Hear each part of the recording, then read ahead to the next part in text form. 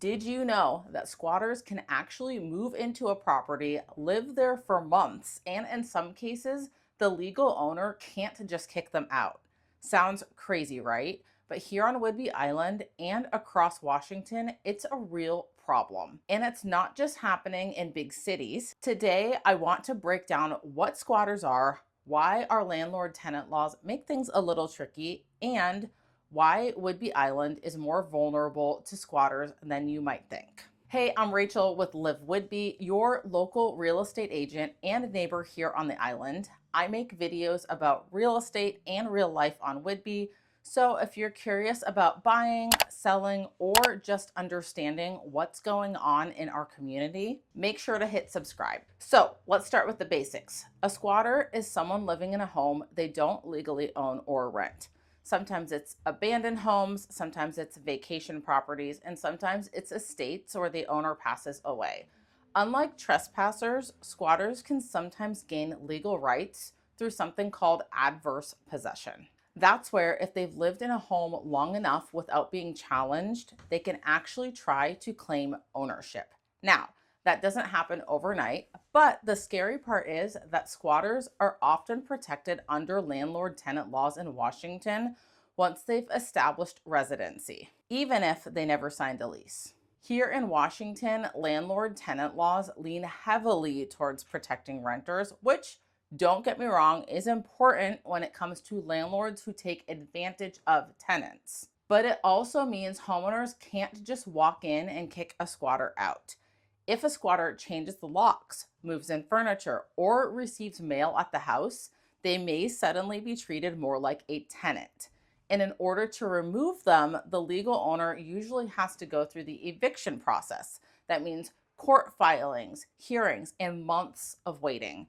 For absentee owners or estates, this can go unnoticed until it's too late. Now, why is Whidbey Island particularly at risk? First, this is a retirement community.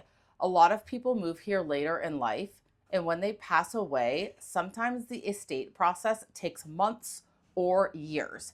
In that window, an abandoned property can easily be taken over by squatters. Second, we have tons of absentee owners, people who buy second homes or vacation properties here, but live most of the year in Seattle or California or even out of state. And if they don't have someone checking on their property regularly, they might not notice until neighbors start complaining. And third, we have older housing stock and a lot of rural land. That means homes or mobile homes can sit vacant, sometimes hidden by trees or long driveways, making them easier targets for squatters. I've heard stories right here on Whidbey where squatters moved into estates after an elderly homeowner passed away.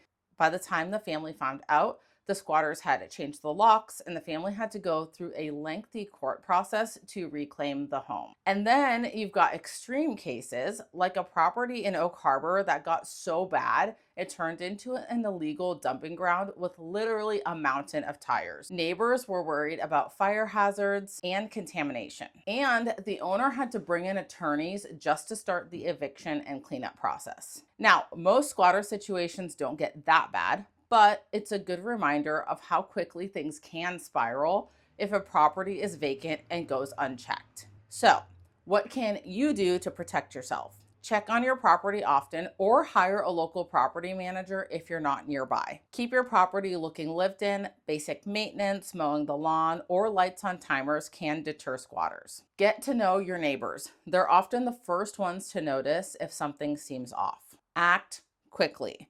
If you suspect squatters, don't wait. The longer someone is in your home, the harder it can be to remove them. And of course, always consult an attorney before taking action. This stuff can get complicated fast. Squatters might not be the first thing that comes to mind when you think about Whidbey Island, but it's a growing issue, especially with so many estates and absentee-owned properties. Whether you own a property, are thinking about buying, or just want to stay informed as a local, it's something we need to keep talking about. If you found this video helpful, hit like, subscribe, and drop a comment below. Have you seen squatters or vacant homes in your neighborhood? I would love to hear your experiences.